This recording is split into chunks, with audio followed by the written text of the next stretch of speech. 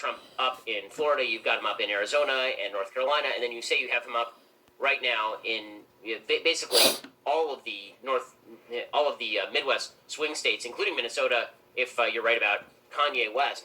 So is everybody else going to have to learn to code if you're right? Wisconsin. We shouldn't lose Wisconsin, Wisconsin right, yeah. right now. And we think he will probably come in second in Minnesota as well. The only states that right now we're still looking at around mid-270s because I have this belief about Pennsylvania that if Trump doesn't win it by at least 4 points, he'll never get that victory.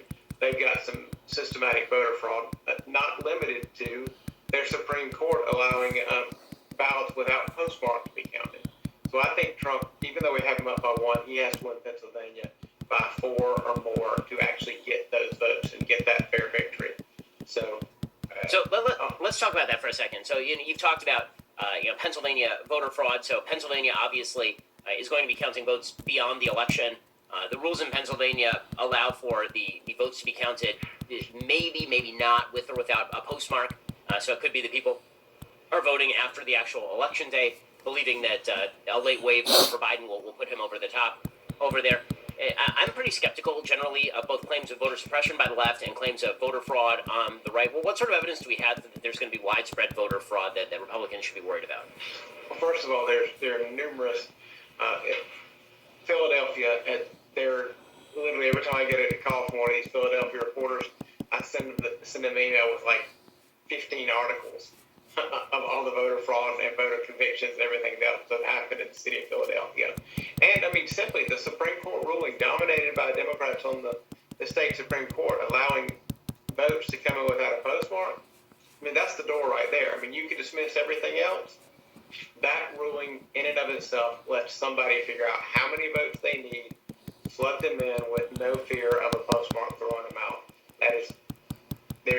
That is not a legit way to vote. I mean, postmark is a simple thing. If you can't get the postmark, you get it there in time. Now, presumably, if that actually happens in a place like Pennsylvania, that will be elevated to the Supreme Court again. So the Supreme Court sort of punted that question down the road. They didn't say that they wouldn't accept the case again. Alito and Kavanaugh and others on the Supreme Court suggested that if it comes down to Pennsylvania and it is that close, that this may get elevated to the Supreme Court again, asking questions about whether, in fact, non-postmark ballots can be counted, which just shows you why the Supreme Court should have said this in advance, as opposed to waiting on all of it. So, looking at the impact of COVID on all of this, what kind of turnout do you expect to see on Election Day? Because there's a lot of talk about how everybody is the early voting, in other words, drawing generally from people who are going to vote on Election Day, or are we really seeing this vast wave of new turnout that wildly exceeds what anybody was expecting?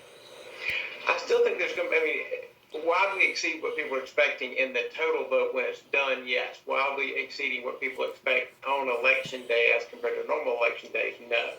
I think that when it's all said and done, the turnout on Election Day will be sufficient that it, along with the early and absentee mail-in turnout, will vastly exceed it. And, yeah, I think that the people who are worried about COVID, they voted and they voted